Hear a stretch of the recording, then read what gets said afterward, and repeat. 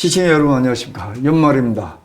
살아남자 경제 장영철 박사님과 함께하겠습니다. 안녕하세요. 안녕하세요. 예, 박사님 뭐 그동안 이 경제에 대해서 촌철살인의 어록을 많이 남겨주셨는데 그렇습니까? 예, 네. 오늘은 이제 올해 2020년도 마지막 날이니까 우리나라의 어떤 경제, 국가 경제 또 가정 경제에 대해서 큰 부분을 짚어주시면서 뭐 다들 코로나 때문이라도 그렇고 또 하나는 뭐 여러 가지 경제 정책의 그 실이 있기 때문에 정말 어려운 경제 생활이었는데 일본 국민들은 그렇더라도 좀 활로를 찾는 의미에서 내년에 활로를 찾기 위해서 올해 잘못된 점을 좀 지적해주는 그런 시간이 됐으면 좋겠습니다. 그렇죠. 이제 항상 온고의 지신이라고 예. 과거를 좀 회상하고 예. 또 새로운 것을 향해서 나가야 되는 자세가 필요하죠. 예. 그래서 이제 올해 1년을 쭉 보면은 참 묘한 한 해였다. 예. 다들 뭐 한 번도 경험해 보지 못하는 나라가 된 것 같다. 뭐 이런 예. 얘기들을 많이 하잖아요. 예. 근데 이제 또 마침 그 코로나가 발생이 되면서 예. 코로나에 대해서 야 코로나를 가지고 이렇게 되치기를 하는 그 수법도 있구나. 경제적이고 정치 경제죠 그게. 그렇죠. 예. 그러니까 이제 사실은 경제가 정치하고 밀접한 관련이 있기 때문에 예. 그래서 이제 다 정치 경제라고 얘기를 하잖아요. 예. 그런데 참 정치하고 경제가 참 묘하게 예. 그 서로 어떤 때는 합치기도 하고 어떤 때는 이반하기도 하면서 한 해를 보냈다 이렇게 말씀드리고 싶습니다. 예. 우선 올해 경제에 대해서 한번 그 일반 방송에서 국가 경제 그 다음에 가정 경제에 대해서 얘기를 하는데 뭐 국가 경제는 지금 채무가 사실은 우리 그렇죠. 국민들이 예. 그 지금 느끼지 못하지만 대단한 문제가 있고 가정 경제도 소득이 늘기는 늘었는데 그게 국가 지원금으로 늘었다는 거 아니겠습니까? 그렇죠. 예. 잠깐 한번 예. 얘기하는 걸 듣고 시작하도록 하겠습니다. 재정 적자가 최대 규모인 108조 원을 기록한 데 이어 국가 채무가 800조 원을 넘어섰습니다. 기획재정부는 올해 9월까지 정부 총수입은 약 354조 원으로 지난해 같은 기간보다 5조 원이 줄어들었다고 밝혔습니다. 반면 정부 총 지출은 약 435조 원으로 1년 전보다 49조 원가량 증가했습니다. 이 정부의 실질적 재정 상황을 보여주는 관리 재정 수지 적자는 108조 원까지 늘어났습니다. 국가 채무는 약 800조 원으로 사상 최대치를 기록하며 작년 말보다 100조 원 넘게 불어났습니다. 이는 구조적으로 세수가 부족한 9월의 코로나 위기 극복을 위한 4차 추가 경정 예산 자금이 집행됐기 때문으로 풀이됩니다. 올해 3분기 가구당 월 평균 소득은 530만 5천 원입니다. 지난해보다 1.6% 늘었습니다.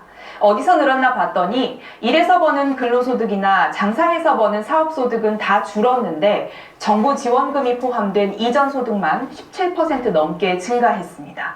자세히 볼까요? 전체 가구 소득의 65%를 차지하는 근로소득이 특히 중요한데 소득 하위 20%의 근로소득은 10.7% 두 자릿수나 감소했습니다.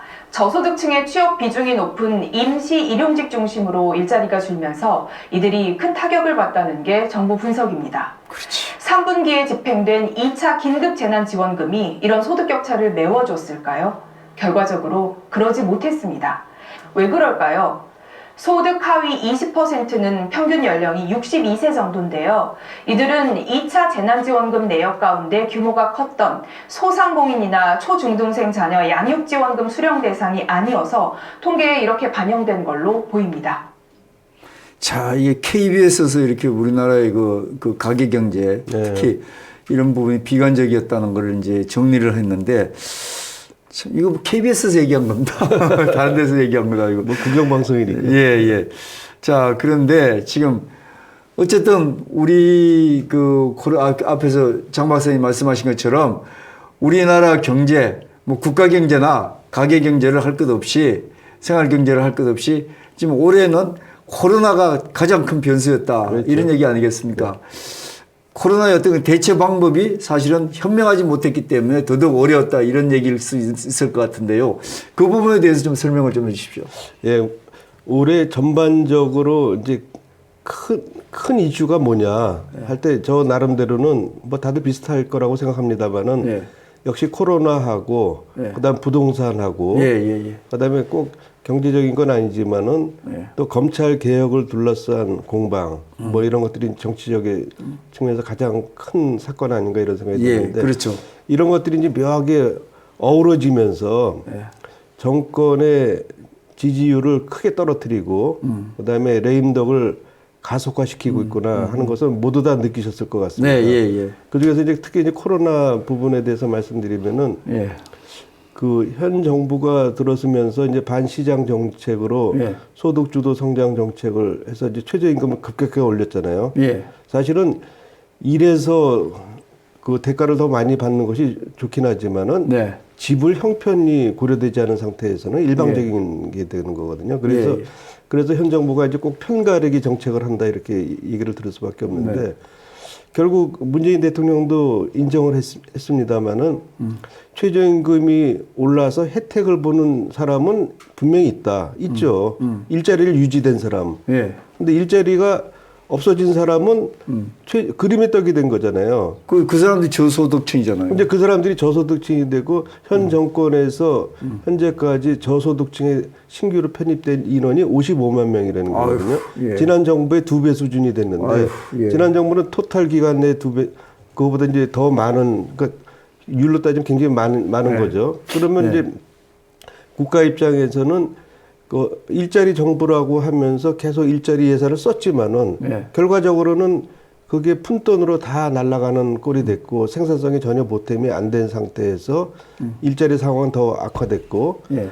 그러다가 이제 코로나가 들어오니까 애따 잘 됐다 코로나 너 때문이다 이렇게 이제 떠넘기면서 네. 사실은 우리 이제 코로나도 몇 번 다뤘지만은 네. 우리가 초기 방역에 사실은 실패를 한 측면이 있거든요. 그렇죠. 근데 그때 대만의 경우는 완전히 중국에서 네. 들어오는 입국자를 완전히 차단을 했거든요. 네, 근데 우리도 그때 해야 된다고 계속 얘기를 하는데 뭐 이상한 이유를 들어가면서 이제 결국 안 하다가 K방역 자랑하다가 뭐 그러고 그랬죠. 이제 그러다 이제 K 방역이니 뭐쩌고 하는데 요새는 뭐 무슨 다 하는 때마다 뭐 K자를 뭐 붙이는 게 습관이 됐는지 뭐 이제 이러고 있는데 아유, 지금도 대만 방역을 지금 세계적으로 몇십만 명 지금 뭐 어떤 나라는 몇십만이 우리도 하루에 1,000명도 뭐 별거 아니라고 얘기를 하는 이런 대통령도 있는데 대만 기껏 해야지 하루에 서너 명이지 않습니까? 그렇죠. 예.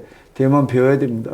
그래서 이제 그래도 이제 초기에는 K 방역이라 그러니까 이제 국민들은 아 이게 뭐 진짜 잘 막고 있는 건가 보다 뭐 이렇게 생각을 했잖아요. 그런데 이제 사실 의료계에서는 이게 하반기로 들어갈수록 굉장히 확산될 것이다. 예.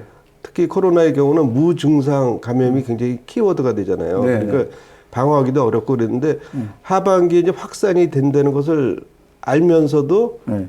계속 나와서 요새는 뭐 3단계는 못 올라가고 2.5단계에서 이제 이렇게 머물러 있는데 실제적인 3단계죠. 이제 3단계를 조치를 하고 지금 정리를 하고 가야 되는데 계속 그거를 뭐 경제적인 핑계를 대면서 또 안 하고 이러는 것 같은데. 그러니까 이제 지금 이제 그런 얘기들을 하니까 과연 이제 우리가 그 바이러스에 대처하는 방식이 뭐 여러 가지 있겠지만은 네. 뭐 사전에 이제 그 차단을 하려는 건 실패를 하고 이제 확산이 되고 있잖아요. 그러니까 결국은 이제 백신이 이제 지금 개발이 되고 있는 상태니까 백신을 이제 맞으면서 이제 좀 버텨나가야 되고 네. 어떻게 보면 치료제는 그 다음 문제니까. 예. 근데 이제 이거를 이제 또 정치적으로 이용했다는 얘기들이 자꾸 흘러나오고 있어요. 예, 예, 그 예. 우리나라가 이제 백신을 꼭 개발을 해야 된다. 개발하면 좋죠. 그렇지만은 우리나라 제약사 능력으로는 아직까지는 쉽지 않다는 것이 이제 일반적인 중론인데 전 세계 지금 막 얘기가 이제 뭐 우리가 코로나 경제 얘기를 하다가 지금 코로나 백신 얘기가 이게 되는데 어쨌든 이게 중요한 얘기니까 경제적으로도 중요하고 네. 하니까 지금 사실 백신을 헝가리 이런 동구권 우리가 참 얕잡아보던 나라도 다 백신 확보가 되고 맞고 있어요. 네. 근데 우리는 못 맞고 있잖아요 지금 현재. 그러니까요. 뭐 말로는 2월 말에 맞는 데지만 2월 말에 몇 병이나 있겠어요. 급하게 어디서 차용해 올 수도 있지만 실제적으로 전문가들 얘기는 지금 상태라면 9월 빨라도 9월 달 늦으면 11월 달에 내년에 예, 내년 11월 달에 가는데 지금 백신 중요한 게 아니라 지금 이 백신을 아까 얘기한 것처럼 그 경제적인 문제인데 우리 제약 극복이 좋은 얘기죠. 우리 제약 우리 그 제약업계도 괜찮은 수준이다 이래가지고 우리가 자체적으로 개발하겠다고. 그래서 지금 여기서 유튜브니까 이런 얘기 할 수 있지만 셀트리온이 할 수 있다고 그 전부터 얘기를 했지 않습니까? 네. 근데 실제 셀트리온이 이 중요한 때 나오냐고요, 지금. 지금 오히려 안 나오고 셀트리온이 청와대 비서실장하고 무슨 커넥션 관계가 있어가지고 그쪽으로 안 되는 걸 아까 박사님 얘기한 거 말씀하신 것처럼 안 되는 회사를 셀트리온에서 밀어주고 그래가지고 지금 했는데 제때 안 나오고 그러다 보니까 지금 얼마 전에 비서실장이 정말인지 오해를 받는지 모르지만 비서실장하고 커넥션 관계가 있다.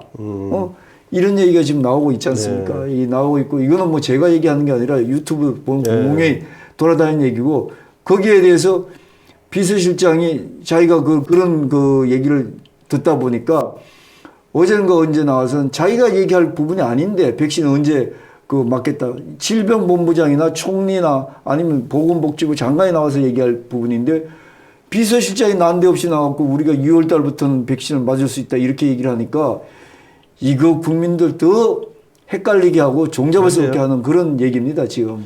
사실은 이제 잔치집 가서 잘 먹으려고 이제 굶고 있는 그런 상황인데 지금 이 건의 경우는 백신은 이제 국민의 생명하고 관련되기 때문에 그거 기다리고 있다가 굶어 죽는 상황이 벌어지는 거하고 비슷하다 이런 생각이 좀 들거든요.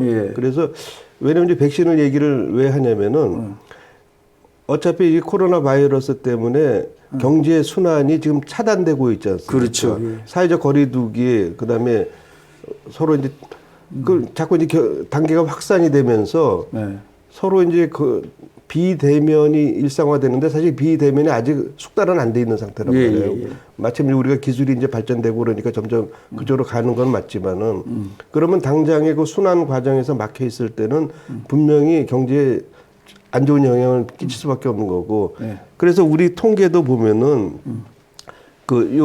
제가 자료 했는데 우리가 이제 그 경제 성장률 전체적으로 이게 이제 그동안에 올해는 전 세계 경제가 다 이제 마이너스로 돌아섰단 말이에요. 그런데 이제 내년에는 좋아진다고 이제 얘기들 자꾸 하고 있어요. 그런데 물론 그럴 거예요. 수출을 회복이 될 수 있겠다. 뭐 듣는 얘기를 할 수는 있는데 그래서 장밋빛을 얘기를 하는데 이 전제가 그들 백신이 개발이 되면서 확산이 돼서 경제 순환의 차단 요인을 제거를 했을 때 가능한 얘기거든요. 근데 그러지 않으면은 계속 비대면으로 했을 때 우리나라가 수출에 주력하는 나라인데 한계가 있는 거거든요. 그래서 그런 측면에서 이제 백신이 굉장히 중요성이 있는 건데 근데 우리가 맨날 토착 외국 뭐 어쩌고 하면서 일본을 이제 비난을 하지만은 일본도 보면은 전 인구가 이게 2번을 맞아야 된다고 그러더라고요, 백신을. 그러니까 2번을 맞고도 7,700만 병이 남을 정도의 물량, 3억 3천만 병을 확보를 했다는 거거든요. 그래서 이제 바로 접종을 한다고 하니까 우리가 이제 정말 잔치집 기다리다가 내년 9월까지 가는 사태가 벌어지면은 그 사이에 얼마나 피해자가 많이 나올까. 그리고 이러한 피해자가 이제 확산이 될수록 그 사람들의 심리적인 공포, 이게 경제에서 굉장히 아주 치명적인 그럴 수 거거든요. 있겠죠. 그래서 딴 일 제쳐두고 코로나에 주력하는 게 좋겠다. 코로나고 백신 하는 것이 좋겠다. 이제 그런 얘기입니다. 그렇죠. 아까 경제 충격이 계속 코로나로 인해서 지속이 되고 또 서민 경제 특히나 뭐 나라 경제는 우리가 지금 생각할 겨를도 없는 것 같고 서민 경제가 회복되느냐 이게 또 코로나의 백신을 맞느냐 안 맞느냐에 따라서 언제 맞느냐에 따라서 그렇죠. 경제 회복의 어떤 속도가 있을 수 있다. 또 그동안에 보면은 이제 경제 충격이 우리가 보면 전 산업에서 마이너스가 이제 굉장히 조금씩 이제 완화되긴 하고 있어요. 그렇지만은 아직도 이제 상당히 이제 피해 산업이 되게 많은데 특히 이제 서비스업 같은 경우는 이제 계속 마이너스가 되고 건설 쪽도 마이너스가 되는데 여기서 보시는 것처럼 출입국자 수가 전년 동기에서 80%나 감소한 1,378만 명. 이제 9월까지 물론 누적 숫자입니다만 그러면 이게 뭐 해외 왔다 갔다 하는 사람 줄고 그러니까 우리가 항공산업이 제일 먼저 타격을 받을 거고 그다음에 관광업 이런 대면업을 하는 업종들이 결정적으로 타격을 받을 수밖에 없고 거기에 연관이 돼서 자영업도 역시 타격을 받을 수밖에 없고 네. 이런 상황이 됩니다. 여기 주요 대면 서비스 업종 취업자 수 증감을 보면은 확실히 이런 그렇네요. 교육 서비스업 네. 이런 것이 확연히 드러났잖아요. 교육 서비스업, 숙박, 음식업, 뭐 도소매, 뭐 쉽게 얘기하면 이건 초토화됐다고. 그러니까 예. 그렇죠. 그러니까 결과적으로 이제 정부가 응급 조치로 사실 재난지원금 주고 또 은행에서 이제 대출을 해달라고 이제 이렇게 예고하다 보니까 이제 이게 빚이 늘어나는 거거든요. 네. 그러면 이제 그 사이에 경제가 호전이 되고 그러니까 바이러스가 스톱이 되면서 경제가 호전이 되면은 빚을 갚을 수가 있는데 갚을 능력이 안 되는 거잖아요. 우리가 이제 그 수익률이 굉장히 떨어진 상태에서 네. 결국 빚에 몰린 사람들, 가게도 그렇고 이제 기업도 그렇고 기업도 이제 소규모 자영업자들의 경우는 이제 빚을 갚을 능력이 안 되는 거니까 예. 지금도 보면은 이 장기화되면서 예. 이제 소득 하락은 뭐 당연히 될 수밖에 없는 거고 예. 뭐 실업률도 늘어나고 그러니까 실업률도 보면은 이제 4%대에서 늘어나고 한 100만 명이 넘게 이제 진행이 됐고 그다음에 일시적인 그 휴직자들이 생겼는데 일시적 휴직자들의 한 20-30% 정도가 실제로 실업자로 전락이 된다고 그렇게 얘기를 하더라고요. 그러면은 그 연말에 되면 이제 이 숫자들이 굉장히 급증을 할 건데 이제 결국 실업을 커버해 주는 것이 기업의 능력인데 네. 이제 기업은 대출로 이제 근근히 버티고 있잖아요. 그렇죠. 그런데 대출 이제 빚이 자꾸 늘어나면서 여기서 보면 이제 빚이 늘어났는데 올해 3분기 말 기준으로 보니까 우리나라 이제 가계부채가 1,682조 원이 나왔어요. 네. 그리고 처분 가능 소득 실제적으로 이제 세금 뭐 공과금 내고 남은 소득을 가지고 가계부채 비율을 따지니까 171%가 나왔고 우리 GDP 규모하고 거의 비슷한 수준이다 이제 이렇게 되니까 과연 이거 정말 빚을 갚을 능력이 있는 건가? 그 이번에 한국은행에서 금융안정 보고서가 12월 달에 나왔는데 예. 거기서 보면 영업 이익으로 이자를 못 갚는 기업들이 급증을 하고 있는 것이 나타났어요. 그게 이제 이자 보상 배율이라고 하는데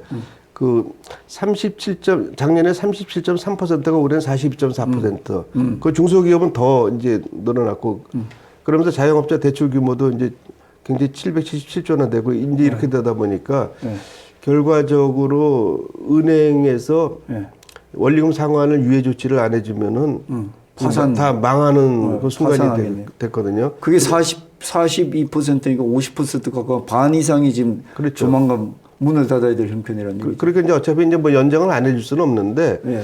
이제 그 은행권에서도 이제 몇 개 은행 추정을 해보니 몇 개냐 6개 은행인가 이렇게 추정을 해보니까 자기네들 대출금이 한 3조 이상 나갔는데 그 한 30%에서 50%가 그 부실로 이제 판매 날 것 같다. 그럼 거기에 대한 손실이 1조 원에서 1조 한 7천억 정도 될 것 같다. 이런 이제 우려를 하는 기사가 나왔어요. 예. 그러니까 벌써 은행들도 굉장히 심리적으로 압박을 받는 거죠. 돈 많이 이렇게 빌려줬는데 못 갚으니까. 그러면 이게 은행한테 이게 부실이 넘어오지 않나 이런 걱정을 할 수밖에 없는 거고. 그런데도 이제 아직 은행은 그래도 부실 그 정도가 이렇게 경고선까지는 오지를 않았어요. 예. 그래서 아직은 괜찮은 것 같은데 이게 조금 더 진행이 됐을 때 상당히 파장이 생길 수가 있기 때문에 정책적 대응이 굉장히 필요하다 이런 생각이 좀 많이 됐네요.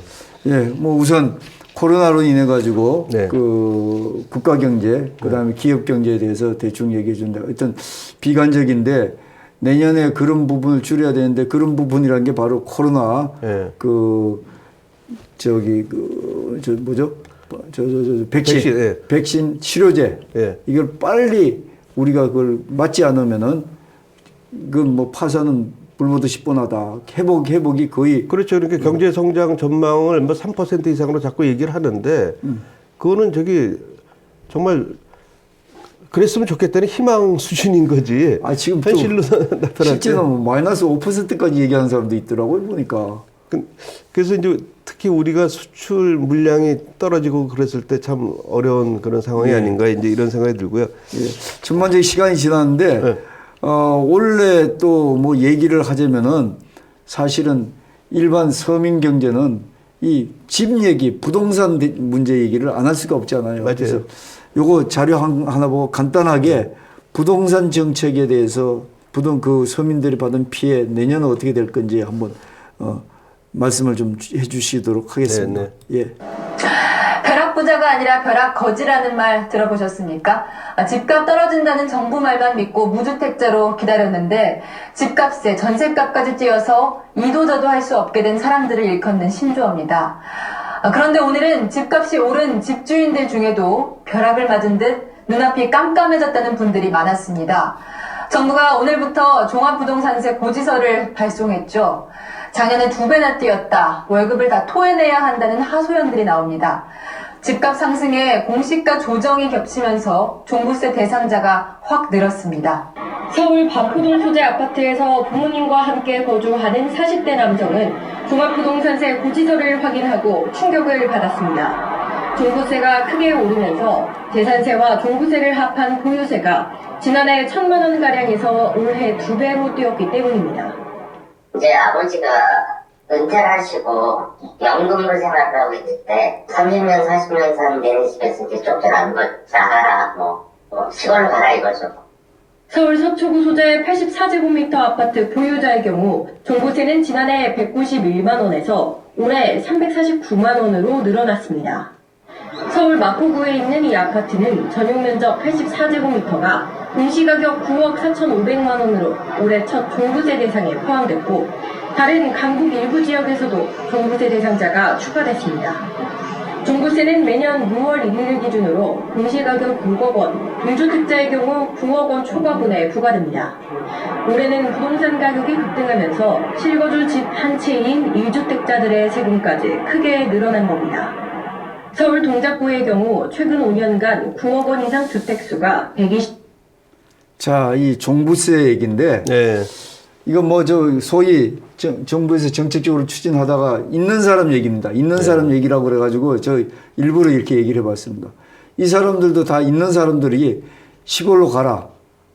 갈 시골이라도 있으면 다행인데 집을 내놔라 시골로. 지금 이런 지경인데 또 이렇게 되니까 없는 사람, 그놈의 임대차 3법이 뭔지, 임대차 3법, 그 다음에 세금 왕국, 그 다음에 집값 폭등, 이거 죄송합니다만 사회주의 교본 있는 그대로 지금 했습니다. 이제 인프레임만 남았습니다. 지금. 그러니까 이제 결국 집값에 대해서 이제 세금을 과도하게 매기는 거는 결국 집 가진 사람들이 적이다. 네. 이 사람들한테 세금 폭탄을 때려주면은 지네들이 안 팔고 배기겠느냐 하는데 실제로 터트려 보니까 서민들이 이제 굉장히 힘들어진 거죠. 그렇죠. 그리고 이게 어떻게 보면은 아주 부유층도 대상이 됐겠지만은 부유층은 그래도 버틸 여력이 있는 거란 말이에요. 예.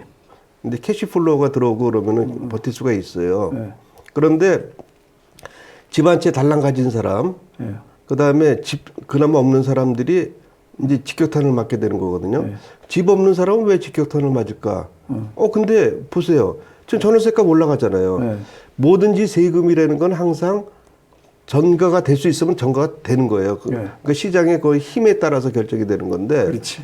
지금 전세 월세 물량이 없대는데 예. 그럼 누구는 이제 새 집을 보여주려고 그랬더니 너무 많은 사람들이 달려와서 한꺼번에 이제 한꺼번에 관람시키고 추첨했다는 거 아닙니까? 네. 그런 이제 해프닝까지 벌어질 정도로 이 시장 공급 원리를 무시한 그 정책들이 계속 남발되면서 결과적으로 우리 중산층들에 대해서 네. 거의 집을 몰수하는 수준까지 드라이브를 걸고 있다. 네. 왜 그걸 이제 명확하게 얘기를 할 수 있냐면은 이 집 관련 세금에 있어서는 처음에 취득할 때 취득세, 네. 그 다음에 보유할 때 보유세, 예. 근데 팔고 나갈 때 양도세, 이제 예. 이렇게 대별이 되잖아요. 예. 근데 모든 단계의 세금을 다 올려버렸어요. 예.